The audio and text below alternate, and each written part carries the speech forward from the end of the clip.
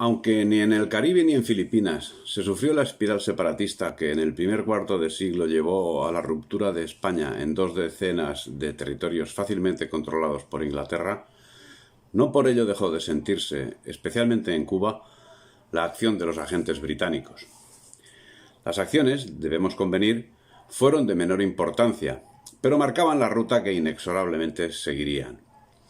Una de ellas, quizás la más importante antes de la de 1868, fue la acaecida en 1843, coincidente con la oferta de compra de la isla que ese mismo año efectuase el embajador husense en Madrid, Saunders, por 50 millones de dólares y que no fue respondida por entonces por el presidente Espartero.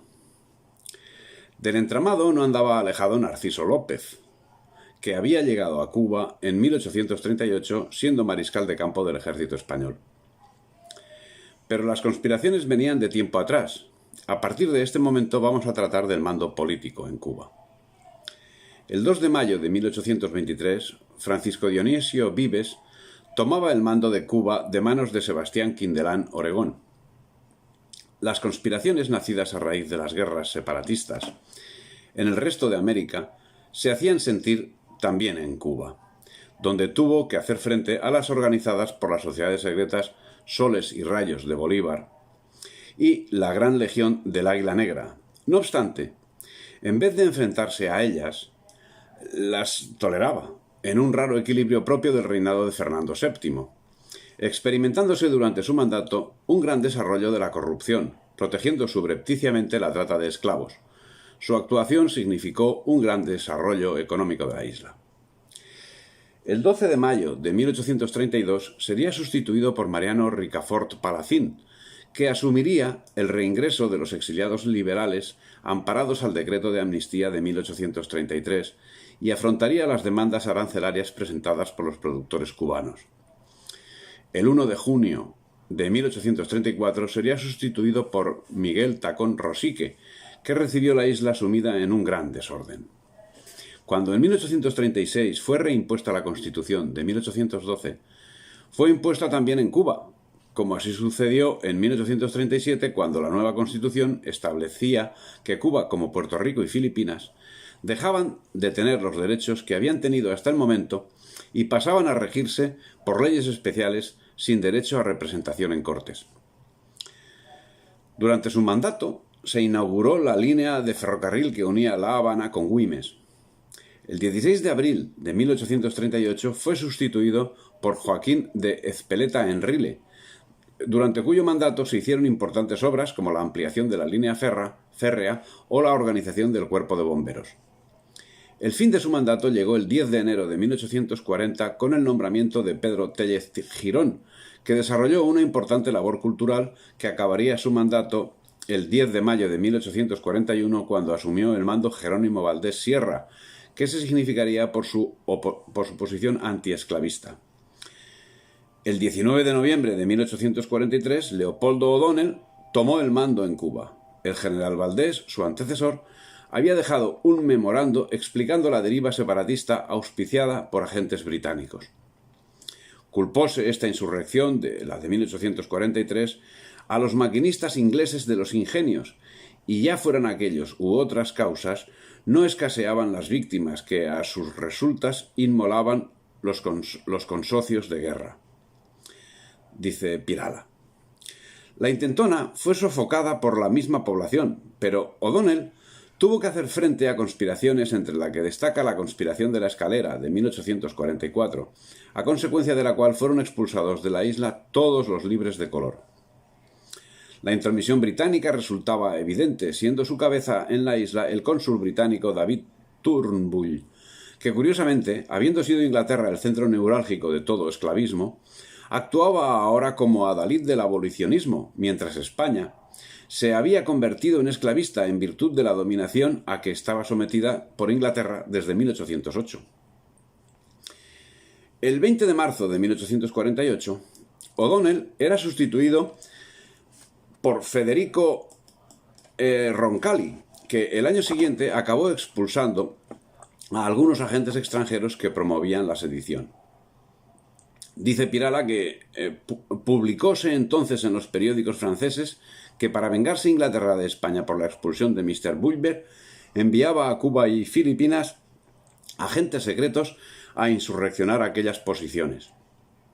Algo que no era de extrañar, teniendo en cuenta que ya en 1827, y por boca nada menos que del duque de Wellington, como queda expresado en otro capítulo, había sido anunciada la conspiración al gobierno español, sin que éste tomase medida alguna, salvo comunicar el hecho a los Estados Unidos y a su vez éste a Inglaterra. No sería el único problema separatista al que haría frente Roncalli, ya que el 19 de mayo de 1850 un intento de invasión filibustera conformada por usenses y comandada por Narciso López se hizo presente en Cárdenas, al amparo de la desidia del gobierno de Roncalli, quien finalmente el día 21, 2 días después del desembarco, los obligó a reembarcar, no sin hacer prisioneros, a varios filibusteros usenses que finalmente serían puestos en libertad. Esta actuación de debilidad exasperó los ánimos de los patriotas y posibilitó que tras 3 años de mandato, el 18 de septiembre de 1850, fuese nombrado capitán general de Cuba José Gutiérrez de la Concha e Irigoyen en sustitución de Roncalli. Pero los prisioneros hechos por Roncalli no fueron liberados por él, sino por de la Concha. Los argumentos que dio para llevar a cabo semejante medida son, cuando menos, peregrinos. Afirmaba que debía evitar, y en su caso reprimir inmediatamente, cualquier sedición por insignificante que fuese, compaginando la medida con la suavidad necesaria para evitar cualquier situación indeseada. Y señalaba: en la situación en que se hallaba la isla, con los elementos de orden que, como he dicho, encierra y con las tropas de que disponía, hubiera podido tal vez, por medio de aquellos bandos derramando sangre, llegar al mismo resultado de exterminar la expedición. Pero preferí llegar a él de manera que pareciese el país adicto al gobierno, y no sujeto por la fuerza de las bayonetas y del rigor de los bandos militares. Por eso no hice declaración de estado de sitio ni di más bandos que una orden general poniendo fuera de la ley a los invasores, como piratas que eran de hecho, y por el derecho de las naciones. Pero, ¿en qué situación se hallaba la isla? El mismo de la Concha lo relata. El país se hallaba al lado del gobierno. Ni un solo hombre se había unido a la expedición. El gobierno tenía únicamente que premiar, ni un solo castigo que hacer por crimen de rebeldía con motivo de la expedición de López. La derrota y destrucción de los invasores no era una victoria militar, era un gran triunfo moral, pero triunfo que daba también al gobierno toda la gran fuerza material de la isla. Así lo comprendieron los enemigos, así lo comprendieron los extranjeros moderados e imparciales, así lo sintieron en su júbilo y alborozado contento todos los españoles, en quienes dominaba puro y libre el noble sentimiento del patriotismo. Y en México, en Centroamérica como en la América del Sur, fue celebrada la derrota de los invasores de Cuba como un triunfo para nuestra raza. A lo que parece, con las propias palabras del capitán general, la situación de la isla animaba al cumplimiento del derecho internacional vigente, a saber, los piratas debían haber sido ejecutados. ¿Qué motivó una acción tan contraria a los usos y al derecho cuando, según él mismo informaba, la isla se encontraba agitada por los proyectos de anexión, amenazada de nuevas invasiones y de conflictos interiores? La respuesta quedó por resolver.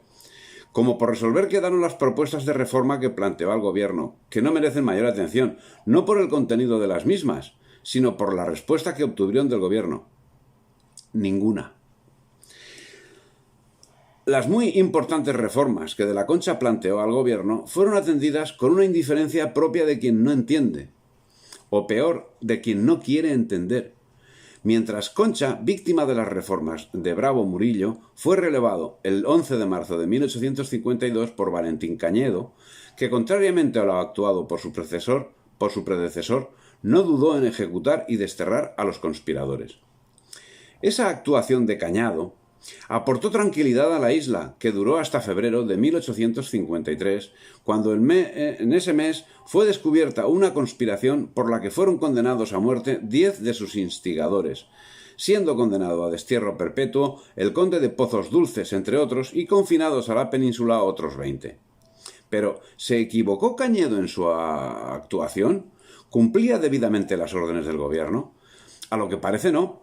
pues los conspiradores que escaparon de la ejecución y fueron condenados a otras penas no sufrieron mucho, ya que fueron rápidamente indultados y volvieron a conspirar de inmediato. Y Cañedo fue sustituido del mando a los 18 meses de haberlo tomado. Era el 23 de septiembre de 1853 cuando a Cañedo lo sucedió en el mando Juan de la Pezuela, que de inmediato catalizó las enemistades de los esclavistas y de los Estados Unidos, donde los anexionistas proponían el bloqueo de la isla. La inoperatividad del gobierno al respecto fue la ya conocida, por lo que también la actuación resultó la ya conocida. Ninguna. Ante semejante situación, fue Pezuela quien tomó la iniciativa de una forma singular y a todas luces acorde con lo que de él esperaba el gobierno. El 22 de marzo de 1854 amnistió a todo el que hubiese tomado parte en conspiraciones, rebeliones o invasiones, lo que le concitó la enemistad del pueblo, ocasionando con ello un forzado relevo en el mando que se llevaría a efecto 4 meses más tarde. Pero el relevo no comportaría el nombramiento de un general que satisficiese las aspiraciones del pueblo. El 1 de agosto de 1854, curiosamente, sería sustituido por el mismo que había ostentado el mando hasta marzo de 1852. Nuevamente la comandancia superior de la isla fue otorgada a José de la Concha, que fue recibido con general alborozo por los esclavistas, principales promotores del anexionismo usense. Y es que la experiencia señalaba que la actuación de la Concha no sería contraria a la política de Pezuela, cuya amnistía había permitido volver a los antiguos conspiradores que continuaron abiertamente con sus maquinaciones, con el apoyo explícito de los Estados Unidos y con la inoperancia por parte del gobierno español. En la península, los gobiernos se estaban sucediendo velozmente. No era nada nuevo. Tras la muerte del rey Felón, se habían sucedido varios periodos marcados por distintas tendencias del mismo monstruo que desde 1808 venía señoreándose de España. El periodo liberal había copado el gobierno desde 1833 hasta 1836, la regencia de Espartero desde 1840 hasta 1843, la transición desde 1843 hasta 1844, la década moderada desde 1844 hasta 1854 y el bienio progresista ocuparía del año 1854 al año 1856. Convulsiones de todo tipo y color estaban marcando la vida en la península. Ninguna actuación podía alcanzar el título de encomiable, y con el bienio progresista, con Espartero nuevamente a la cabeza, la cuestión solo podía empeorar. Llevaron a cabo una nueva desamortización, la de Madoz, y sacaron adelante la ley de ferrocarriles, todo en medio de convulsiones que acarrearían la dimisión de Espartero. En estos momentos, el desprestigio de la corona alcanzaba sus mayores cotas. La milicia nacional amedrentaba a quienes no se declaraban adictos al sistema, y conspiraciones perpetuas adornaban la situación. Todas estas circunstancias no sucedían sin que tuviesen reflejo en todas las partes de la patria. Así, la situación política de la península propició la concesión de importantes demandas de los separatistas. Estas aspiraciones, que podían presentarse sin peligro, fueron causa de la creación de un partido de reformistas en el que no todos procedían con la mejor buena fe. En él cabían hasta los mayores enemigos de la integridad española, y creían muchos que había medio de ir obteniendo poco a poco lo que otros de una vez deseaban. Insulares y peninsulares dirigiendo juntos sendas exposiciones a la reina y a las cortes para reorganizar la administración civil y económica, la municipal y los aranceles, y que hiciera el gobierno, si no todo, parte de lo que los emancipadores pretendían. A partir de aquí, ocuparon cargos en la administración civil, económica y municipal elementos manifiestamente separatistas. Para mejor comprensión de la situación, debe tenerse muy en cuenta que el juicio precedente está emitido por un siervo del sistema liberal, buen analista pero siervo del sistema, lo que si cabe da más verosimilitud a lo que refleja. Estaba meridianamente claro a qué obedecían aquellas actuaciones, tanto que de la Concha escribía: preciso es tener en cuenta que se trata de enemigos activos favorecidos por las simpatías del país, poco a poco alejados de la causa de la metrópoli hacia otro porvenir distinto por los errores de su gobierno. Cierto es que carecen de elementos bastante poderosos para el logro de sus deseos, pero no lo es menos que sin necesidad de escribir en su bandera el lema de anexión a los Estados Unidos, pueden contar con el apoyo y las simpatías de estos en el momento que consiguieran obtener por más tiempo la guerra civil en la isla. En el conocimiento exacto de las cosas, el 20 de abril de 1856, De la Concha solicitó y logró el regreso de todos los sujetos sospechosos que habían relegado a la península, a quienes facilitó empleos públicos, al tiempo que no facilitaba el apoyo solicitado por Costa Rica para expulsar al filibustero Walter, medidas que concitaron alabanzas por parte de la prensa usense. Paralelamente, crecía desorbitadamente el bandolerismo. Teniendo en cuenta todos estos condicionantes, cabe preguntarse a quién servía De la Concha, y a quién servía el gobierno, y a quién servía la corona. El bienio progresista acabó en 1856 y empezó el periodo moderado Narváez-O'Donnell-Narváez, que aguantaría hasta 1868 con la Gloriosa, y que significaría, como los otros, una gran represión. El 22 de octubre de 1859, cuando el prestigio del gobierno y de la corona estaban en mínimos, se inició una guerra en Marruecos que solo serviría para fortalecer los intereses británicos, que posibilitaron el enfrentamiento al objeto de fortalecer el apoyo popular a Isabel II, que estaba bajo mínimos. A la semana escasa del inicio de la farsa, que solo serviría para favorecer la figura de quienes 9 años más tarde protagonizarían la Gloriosa, De la Concha fue sustituido por Francisco Serrano Domínguez, quien, en la misma línea de su predecesor, apoyó a los sectores menos patriotas, llegando incluso en 1862 a hacer un homenaje póstumo al ideólogo separatista José de la Luz Caballero, fallecido el 22 de junio.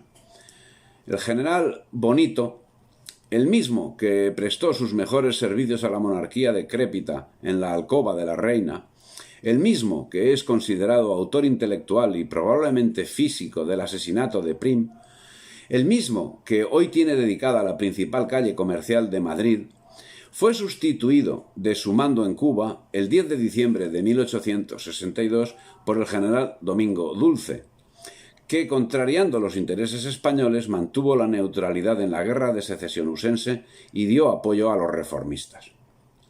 Por su parte, la prensa cumplía con su misión en el negocio, pidiendo el abandono de Cuba, que en 1865 tenía una población de 62.801 habitantes, de los cuales un 60% era negra esclava, un 5% de origen cubano, otro 5% negra o mulata pero libre y un 30% blancos. Domingo Dulce dispuso de 3 años y medio para reforzar su economía personal. Tiempo suficiente, de momento. El 31 de mayo de 1866 sería sustituido por Francisco Lersundi, cuya actuación no parecía desentonar con la llevada por sus antecesores y solo sirvió para enardecer a los separatistas. Pudo tener excepcionales excusas para su actuación, pues las circunstancias nacionales sirvieron para proporcionárselas.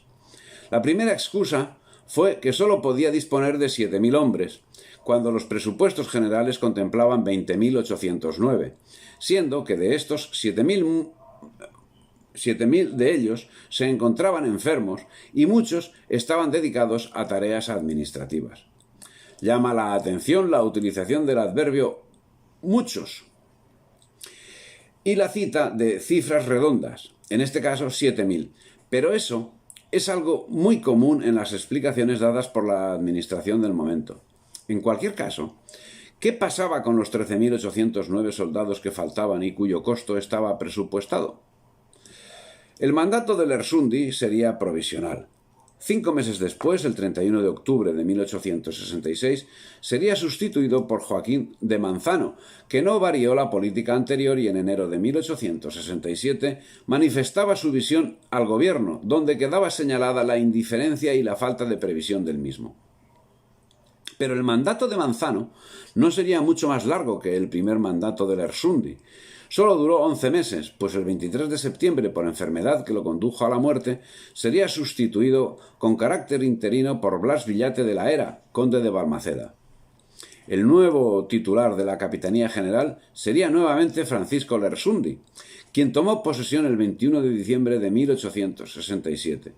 Volvía con la misión de mejorar la maltrecha hacienda y controlar el orden público. Se le acusó de favorecer la trata de esclavos. Una de las cuestiones que abordó, presionando principalmente por los industriales catalanes, consistió en permitir la entrada de productos peninsulares en la isla libres de aranceles. La actuación general de Lersundi parecía dar alas a la insurrección al tiempo que sabía controlar la acción de los voluntarios. Mientras el obispo Jacinto María Martínez, enfrentado a Lersundi y a estos, arremetía abiertamente en sus cartas pastorales la insurrección. Decía: «Estáis sufriendo, muy amados hijos, los males de una guerra injusta, promovida por hombres extraños a nuestra nacionalidad, a nuestra lengua, a nuestras tradiciones y quizá a nuestra fe, quienes han alucinado a algunos de nuestros hermanos arrojándolos a un combate en el cual, faltos de justicia y de derecho, no podrán encontrar sino su propia ruina y la destrucción de sus familias».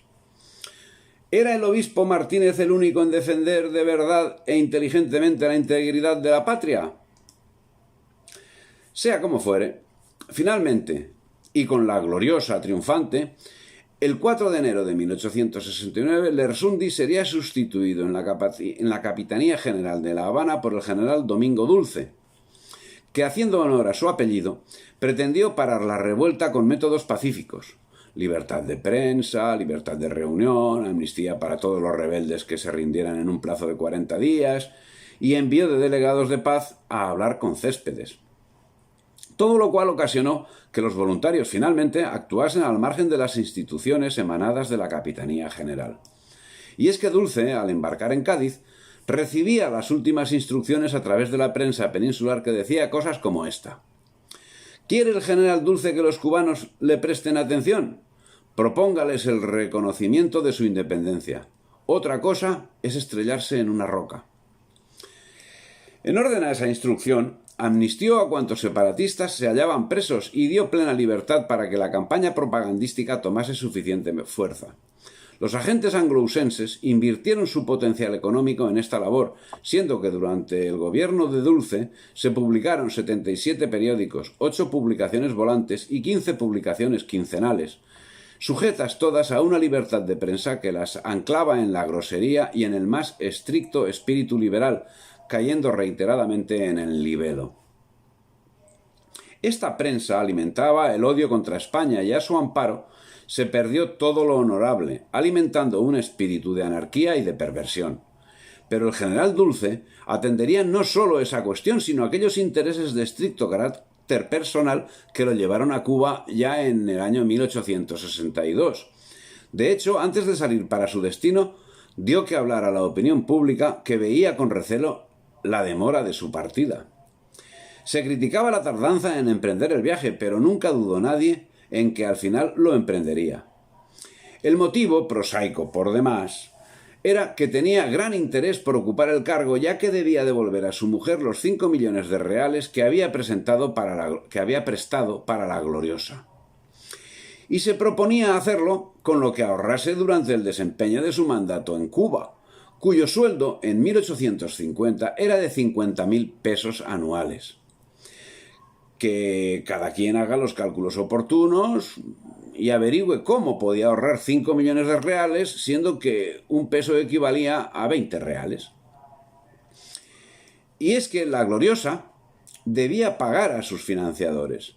Cierto que la revolución marginó a uno de los principales conspiradores, el duque de Montpensier, que finalmente acabaría siendo suegro del futuro Alfonso XII. Pero es que las intenciones de este conspirador superaban ampliamente lo que estaban dispuestos a conceder Topete, Prim y Serrano.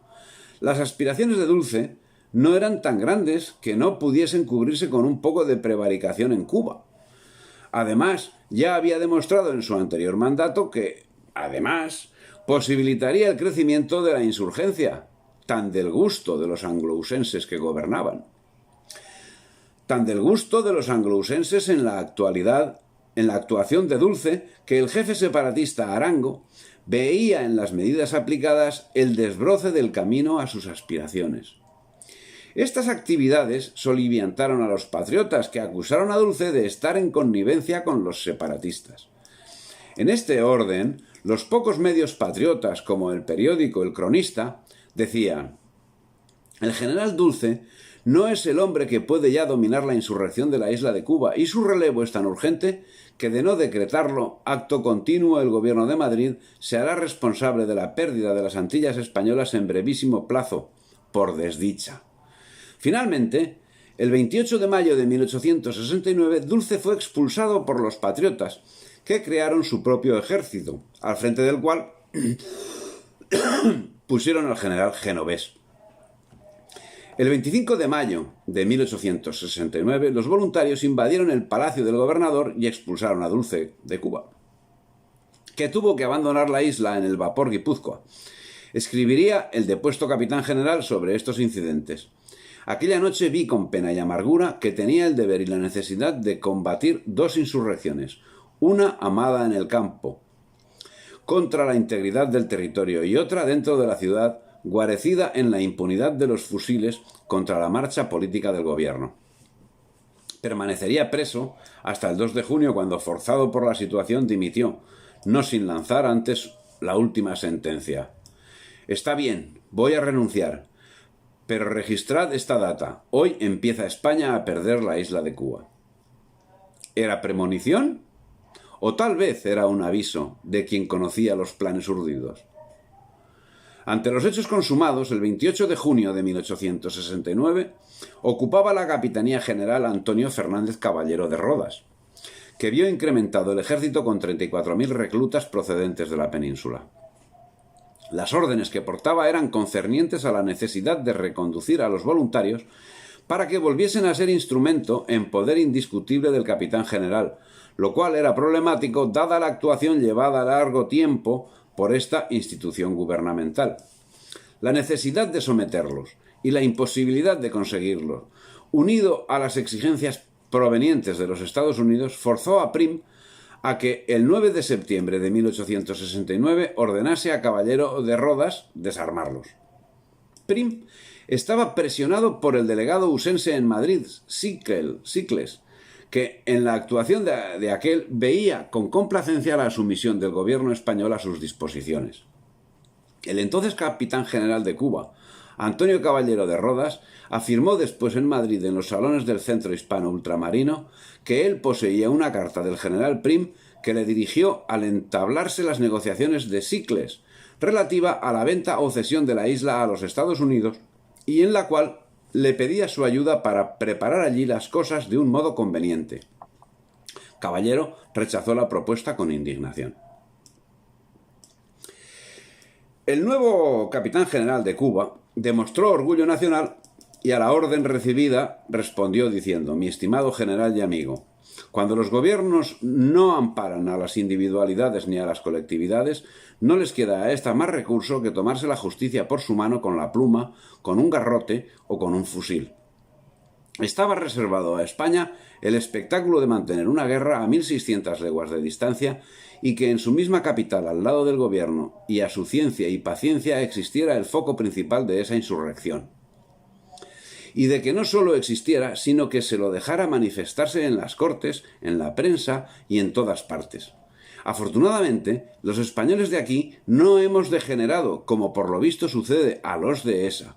Y mientras haya uno solo que pueda mantener enhiesta la bandera de Castilla, Cuba será española por encima de ese gobierno y de todo el mundo.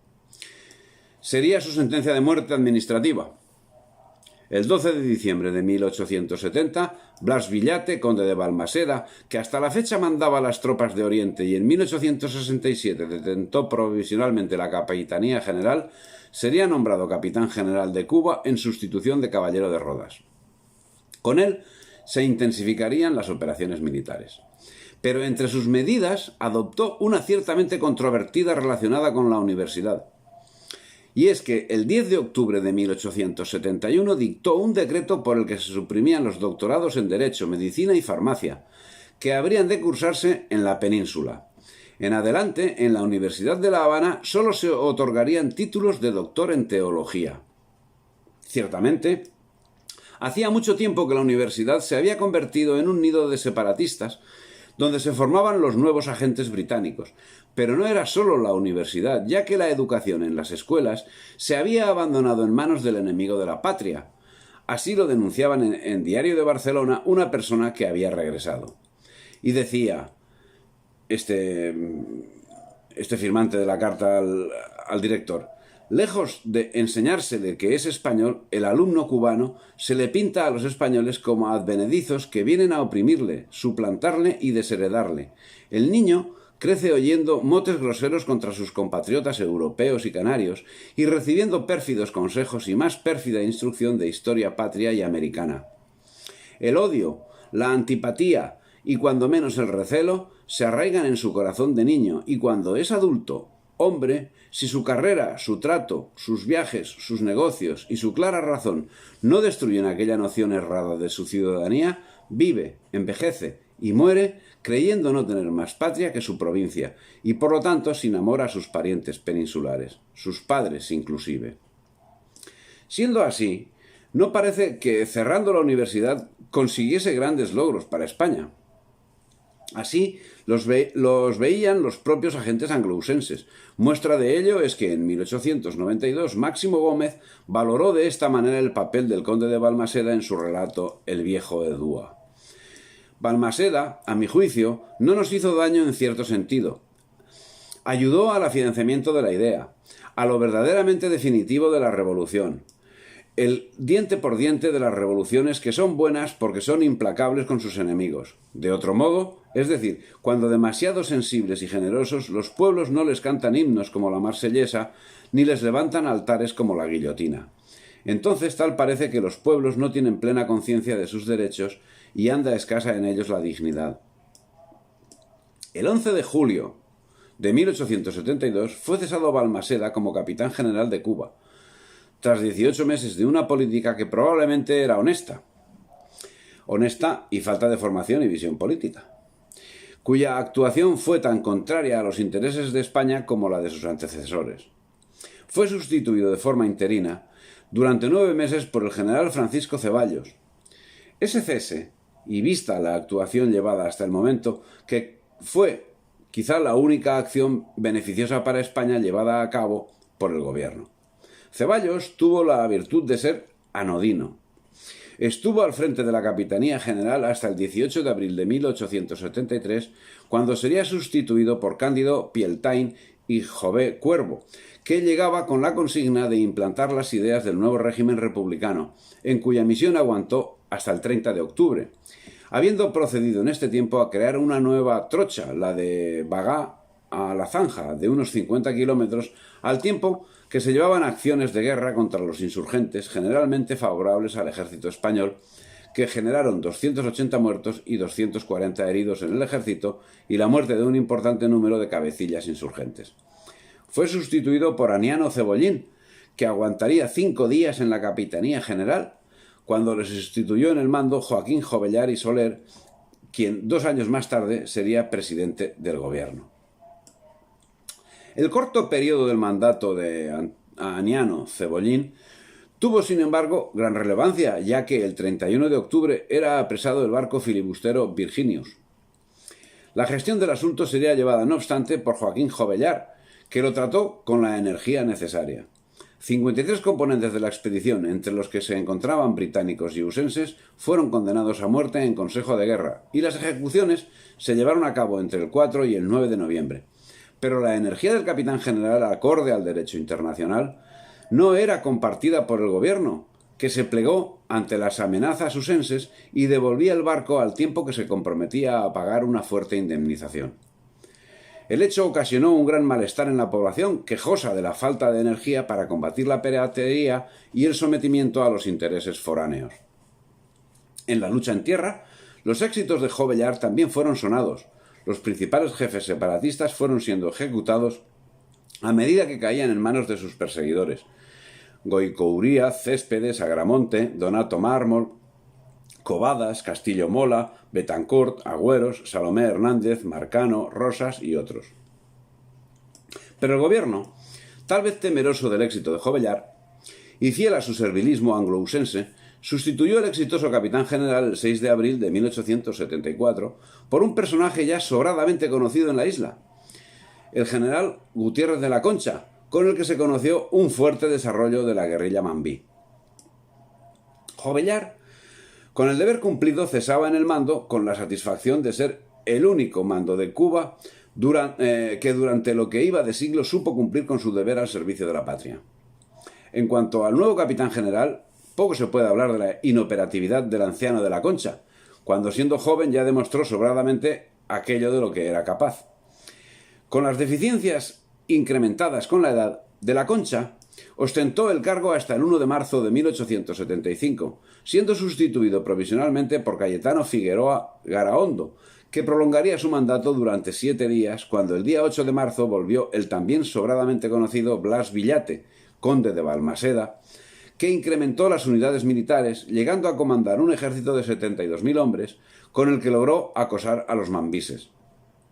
El nuevo capitán general, que cuando el 29 de julio de 1872 dejó su primer mandato, lo hizo dejando 1.500 mambises medianamente armados. Ahora volvía para enfrentarse a más de 8.000 bien pertrechados. Contaba con 32.000 soldados que vieron incrementado su número a poco de incorporarse a su mando en Cuba. Y como consecuencia del final de la guerra carlista, que en julio de 1875 se mantenía solo en Cataluña, donde finalizó en noviembre del mismo año, siendo que los soldados que habían estado reclutados por el ejército liberal durante ese año, 1875, alcanzaba el número de 112.974. Esa circunstancia y la creencia justificada de que un nuevo alzamiento se fuese a producir debió pesar en la decisión de los gobiernos a la hora de hacer envíos masivos de soldados a Cuba, que no pararía hasta 1898. ¿Había relación entre la clausura de las instituciones educativas llevada a cabo por Balmaseda en su anterior mandato y el incremento de insurrectos?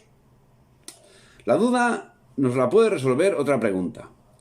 ¿Se habían corregido aquellos gravísimos errores? Manifiestamente no. Entonces, ¿por qué motivo se enviaba nuevamente como capitán general de la isla a un hombre del que, si es difícil desconfiar de su honestidad, es también difícil confiar en el acierto de sus actuaciones? El 18 de enero de 1876, 10 meses después, dimitió, haciéndose cargo nuevamente de la dirección de la guerra el general Jovellar, un hombre de toda confianza de Alfonso XII y de Cánovas, y que presumiblemente iba a dar un giro definitivo a la guerra. Pero la realidad sería otra, cuando los mambís se reagruparon y consiguieron nuevas victorias. Convencida de que con la estrategia militar llevada hasta el momento no era posible derrotar la insurrección de Cuba, la corona concibió separar en la isla el gobierno civil del militar y nombró para este último al general Arsenio Martínez Campos, cuya función no solo era presionar por las armas, sino explotar tanto las rivalidades del mando separatista como el inmenso deseo de muchos jefes separatistas de recuperar sus riquezas. El 3 de noviembre de 1876, cuando más auge parecía tener la revolución, el general Martínez Campos, que ya tenía experiencia en Cuba desde 1869, desembarcó en La Habana como general en jefe. Llevaba consigo importantes refuerzos y el respaldo del Tesoro de la Corona, así como licencia para todo tipo de maniobras con tal de que lograra pacificar la isla. Dio comienzo a una política de perdón para los guerrilleros que se presentaran, lo que acabó por desmoralizar al enemigo. Las deserciones en las partidas eran tan numerosas que llegó a desaparecer la caballería. Las medidas cambiaban de forma manifiesta el decurso de la campaña. ¿Se estaba equivocando el gobierno? La verdad es que Martínez Campos adoptó medidas que conducían a una total victoria sobre los separatistas. Prohibió la ejecución de prisioneros al tiempo que ofrecía prebendas que incluían pagas atrasadas a los oficiales que abandonasen el ejército separatista, reconociéndoles el grado en el ejército español. Liberó a multitud de presos permitiendo ir al exilio a quienes así lo deseasen. devolvió los bienes que les habían sido incautados y ofreció un indulto general a quienes abandonasen las armas, consiguiendo con estas medidas unos éxitos que hicieron tambalear al entramado separatista. La mano dura con guante blanco estaba facilitando los éxitos que ni la complicidad con los traficantes de esclavos, ni la ambición personal, ni la prevaricación, ni la incompetencia, ni la complicidad con el enemigo, ni el manifiesto servilismo a los poderes extranjeros habían conseguido hasta el momento. Y eso lo notaban los separatistas, que no habiendo dudado nunca en recurrir al asesinato y al expolio, aplicaban las medidas a sus propios jefes. Esas medidas surtieron el efecto deseado por Martínez Campos, que vio cómo la estructura separatista se desmoronaba hasta el extremo que tanto Máximo Gómez como Estrada Palma convinieron a aplicar mano dura a quienes se acogían a la amnistía, llegando a fusilar a un número indeterminado de personas, entre las que destacaron los jefes Mambís, Varona y Castellanos, que habían manifestado su voluntad de acogerse al ofrecimiento. Fueron fusilados el 7 de octubre de 1877. 12 días después caía Estrada Palma en poder de Martínez Campos. Todo hacía indicar que la intentona de los agentes británicos en Cuba estaba liquidada. El 10 de febrero de 1878 se firmó la Paz de Zanjón entre Arsenio Martínez Campos y los representantes mambises Emilio Luaces y Ramón Roa, que debía haber significado el fin del problema, pero que acabó siendo solo una tregua, pues el problema de fondo causante del conflicto no se resolvió debido en gran medida a la actitud de los posteriores gobiernos españoles de la Restauración, que, sometidos a las mismas servidumbres que desde 1808 conferían de facto a España la condición de colonia británica, incumplieron sistemáticamente todos y cada uno de los acuerdos. Por parte de los separatistas tampoco llegaron finalmente a un acuerdo, pues Antonio Maceo declaró su oposición al Pacto de Zanjón en la conocida como Protesta de Baraguá. El 5 de febrero de 1879, Cayetano Figueroa Garaondo sucedía a Arsenio Martínez Campos como capitán general de la isla, que en 1879 ocuparía el cargo de presidente del Consejo de Ministros, ejerciendo además como ministro de Guerra. Figueroa, como primer mandato, había durado apenas 7 días. Tendría en esta ocasión 3 meses como gobernador, en cuyo periodo, a pesar de la paz alcanzada por Martínez Campos, tendría algún conflicto merced a la protesta de Baraguá. El 17 de abril de 1879, Ramón Blanco Herenas pasaba a asumir la gobernación de Cuba en sustitución de Cayetano Figueroa Garaondo. Con Blanco, los capitanes generales de Cuba ostentarían su cargo no como capitanes generales, sino como gobernadores generales. El 28 de noviembre de 1881 asumía el cargo de gobernador de Cuba en sustitución de Ramón Blanco Luis de Prendergast Gordon. Durante su mandato, las acciones separatistas eran prácticamente inexistentes, reduciéndose a la conflictividad a la creada por los autonomistas. El 5 de agosto del 83, Luis de Prendergast Gordon cesó como gobernador, siendo sustituido provisionalmente por Tomás Reina Reina, hasta el 28 de septiembre, cuando se incorporó Ignacio María del Castillo. El 7 de noviembre del 84 renunciaba al cargo de gobernador el mismo, del Castillo, que era sustituido por Ramón Fajardo de Izquierdo.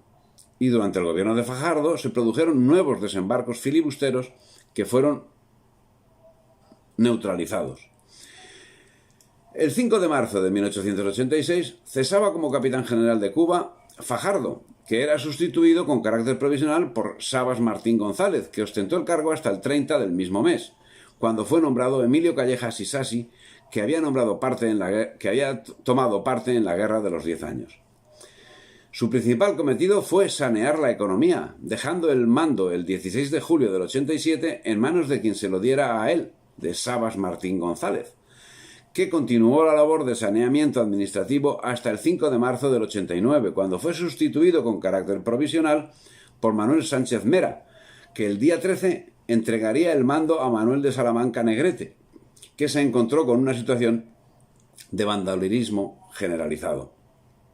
Con Salamanca se acababan los años de tranquilidad, cuando el 30 de enero del 90 desembarcaba en Cuba Antonio Maceo, autorizado por el capitán general.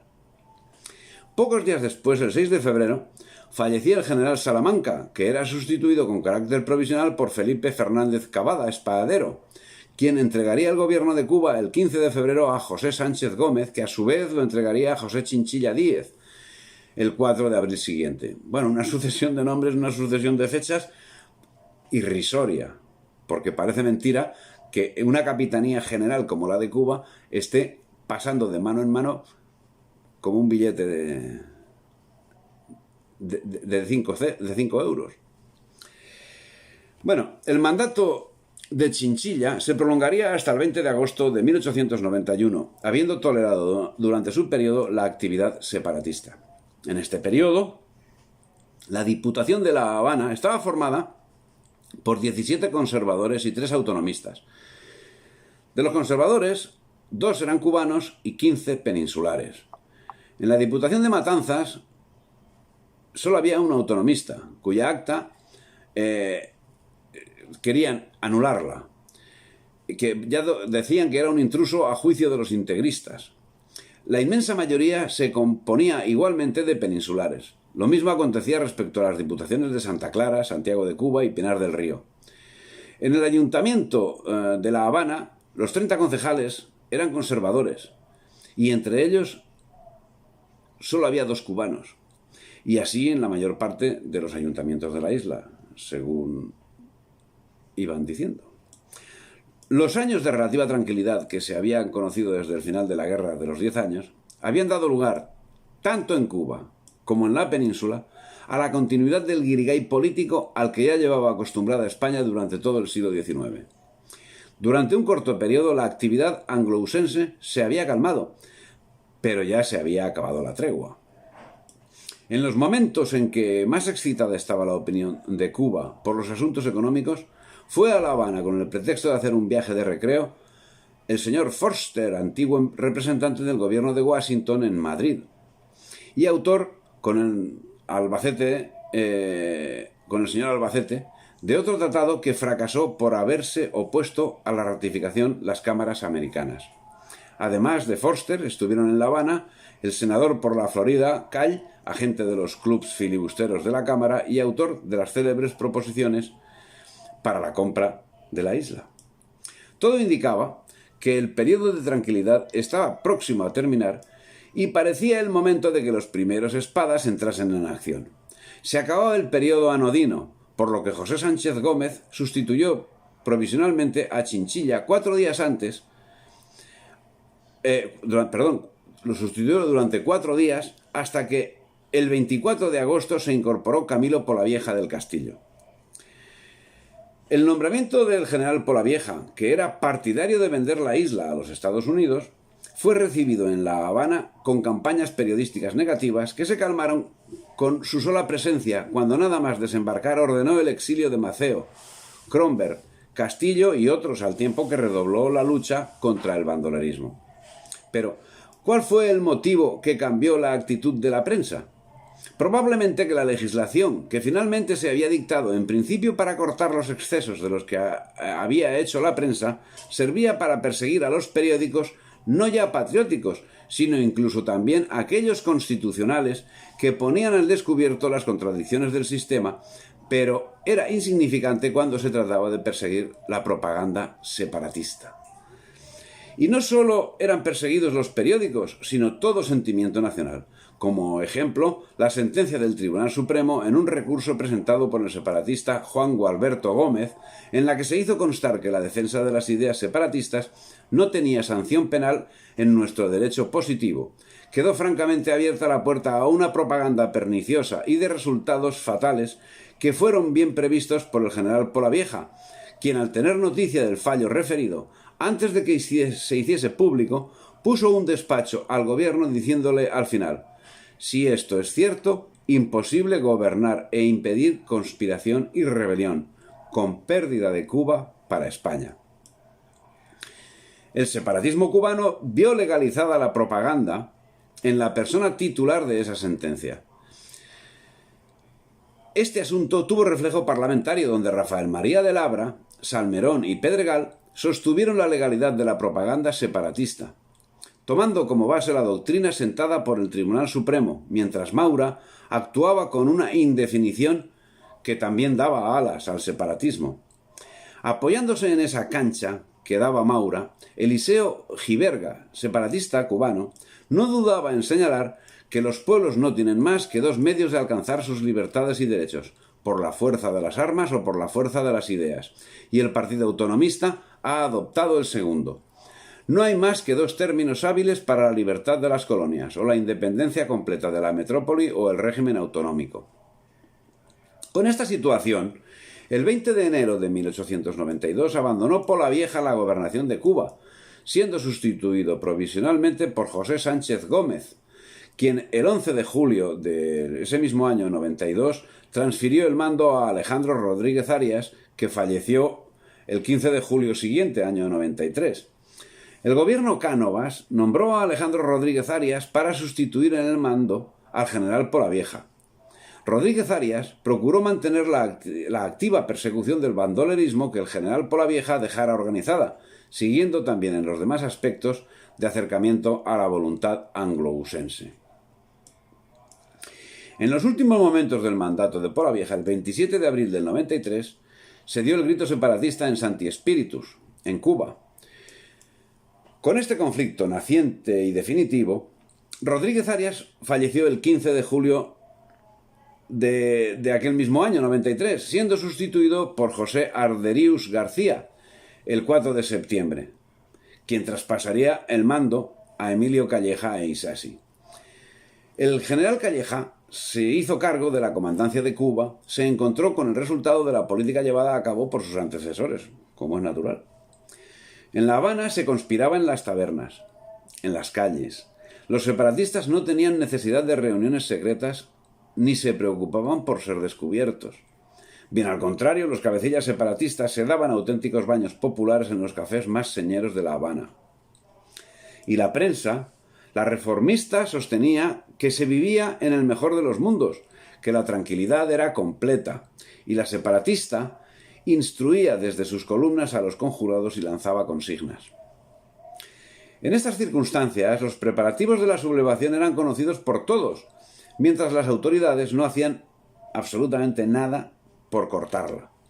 El ejército español, que no contaba con grandes refuerzos, se dedicó a vigilar las carreteras y las ciudades por miedo a que sufrieran daños, mientras que el campo cayó rápidamente en un estado de anarquía. Y es que si la actividad secesionista venía siendo crónica desde los años 20, en estos momentos se mostraba de la forma más descarnada. El odio a España se impartía en las escuelas desde hacía décadas. Nada parecía poder ser superado, pero la situación alcanzó el mayor descaro, tanto que Valeriano Weyler no dudó en señalar que durante el mandato del general Calleja se conspiró descaradamente. Esas conspiraciones posibilitaron que en febrero del 95 se hubiese iniciado la guerra al tiempo que caía Sagasta y su gobierno liberal, consecuencia en este caso de un motín militar en Madrid contra dos periódicos que criticaron la falta de voluntarios entre los oficiales para servir en ultramar. En el 95 la alarma social ocasionó que el 24 de febrero Calleja fuese relevado del cargo. El cese se hizo efectivo un mes después, el día 28 de marzo, cuando fue nombrado Martínez Campos gobernador general y capitán general de Cuba, que llegó a la isla el 17 de abril. El día 28 de abril, Cánovas anunciaba el envío de una nueva expedición de 10.000 hombres, además de los 7.000 acordados anteriormente, que saldrían en los primeros días de abril y que en realidad serían unos 8.500.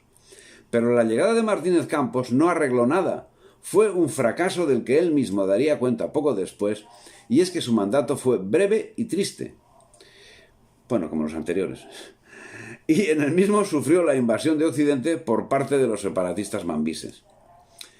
Convencido de su fracaso, telegrafió el general al gobierno con fecha 13 de junio que, habiendo invadido los insurrectos el Camagüey, cosa que creía imposible y que no había podido evitar, había fracasado su misión y por consiguiente dimitía.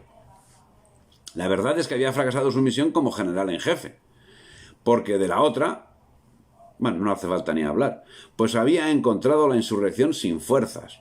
y en el telegrama en que daba cuenta de la acción de Peralejo cedía que el enemigo, 3 veces superior en fuerzas a las suyas, estaba bien municionado y era inteligente. Sobre su mandato en Cuba, el 25 de julio del 95, Martínez Campos escribía a Cánovas: «Cuando llegué aquí, había gran desaliento en los partidos verdaderamente españoles, desaliento causado por la división y encarnizamiento con que se tratan. Creí que podría traerlos a buen camino. Me equivoqué. No son las ideas las que los dividen, son las rencillas particulares. Los pocos españoles que hay en la isla solo se atreven a proclamarse tales en las ciudades. El resto de los habitantes odia a España. La masa, efecto de las predicaciones en la prensa y los casinos, de la conjuración constante y del abandono en que ha estado la isla desde que se fue por la vieja, han tomado la contemplación y licencia, no por lo que era error y debilidad, sino por miedo. Y se han ensoberbecido. Hasta los tímidos están prontos a seguir las órdenes de los caciques insurrectos». Pero a pesar del convencimiento que ya entonces tenía el general Martínez Campos de la inmensa gravedad de la insurrección por todas las razones expuestas, era tal su benevolencia que no entraba en su ánimo no sólo desplegar rigor alguno contra los que atentaban contra la unidad de la patria, imponiéndose con actos enérgicos a los peninsulares y a los que no seguían nuestra causa, sino que ponía a prueba la resignación de nuestros soldados, escasos de alimentación y recursos para la persecución del enemigo, dictando órdenes para que se respetasen las reses que se encontraban en los potreros si no era posible adquirirlas por compra, pagándolas, y para que no se sacrificasen los caballos que nuestras tropas abandonaban por estar cansados, los que después se utilizaban por el enemigo. Esto lo decía Weyler en el informe posterior. A pesar de esta situación, el 8 de octubre de 1895, Cánovas manifestaba que la situación permitía asegurar el fin de la guerra antes de finalizar el invierno. Las medidas fueron duramente criticadas por Sagasta. El 22 de octubre del 95, Martínez Campos declaraba al corresponsal del Board de Nueva York: «Yo no considero a los insurrectos como bandidos, ni me propongo tratarlos como si lo fueran. He dado órdenes para que los prisioneros sean tratados con benignidad y se cuide bien a los heridos insurrectos que caigan en poder de las tropas. Yo no mato a los prisioneros». Y al Imparcial le decía en octubre del 95, el día 26, «Si los Estados Unidos llegasen a más, y no contentos con reconocer la beligerancia, ayudasen a las claras la causa de la independencia de Cuba, enviando aquí un ejército para auxiliar a los rebeldes, tendríamos, en vez de una guerra deslucida con partidas o desorganizadas y de gente ajena a todo espíritu militar, una guerra con tropas regulares. Habría batallas verdaderas en vez de estos combates de emboscadas con enemigos que se desvanecen cuando se les va a dar el golpe de gracia. Y como en estos grandes momentos de la historia, más que el éxito importa el honor, si la suerte nos fuese adversa, si fuésemos derrotados, si perdiésemos la isla de Cuba, la abandonaríamos perdiendo con honor». Mientras los separatistas llegaban el 6 de enero del 96 a 13 kilómetros de La Habana, las gentes huían de los núcleos de su influencia para cobijarse en La Habana, y Martínez Campos era criticado agriamente por la prensa. El fracaso de Martínez Campos era manifiesto.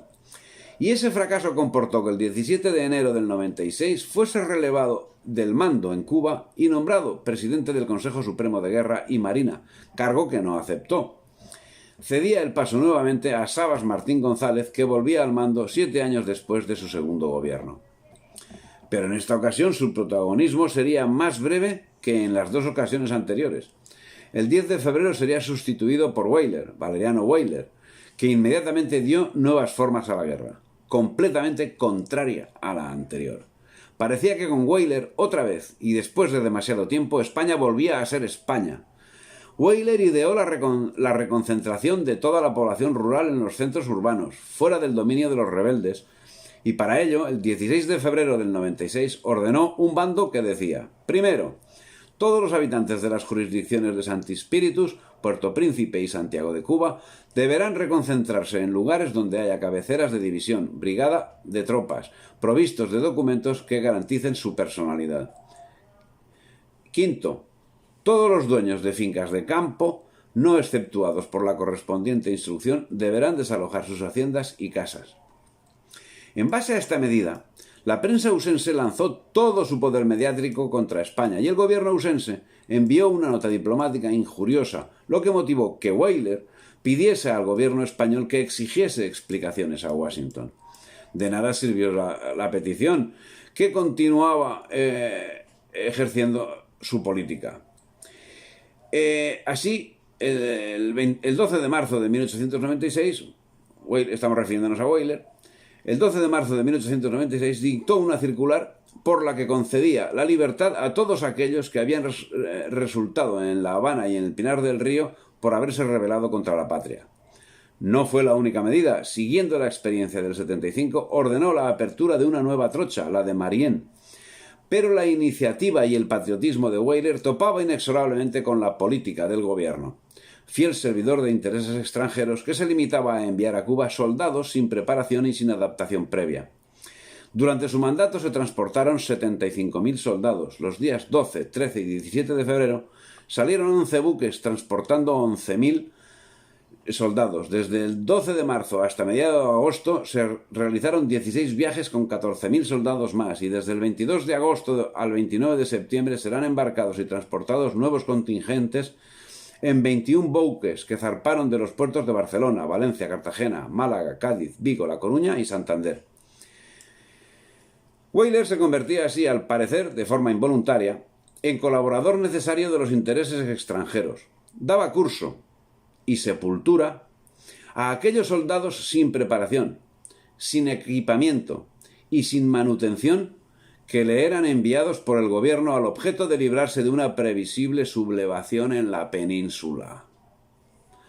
De los 42.000 hombres empleados en los trabajos, 30.000 contrajeron paludismo y fue necesario evacuarlos a La Habana.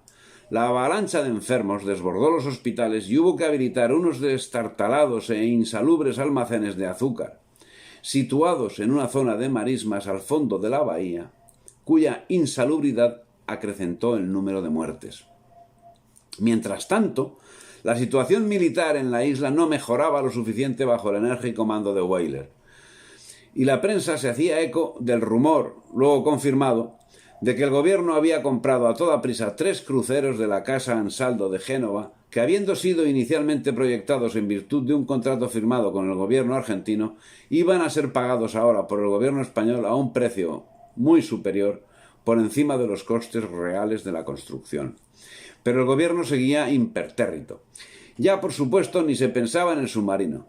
Desechado ese escollo, era Weyler el único escollo que la política de sumisión debía salvar.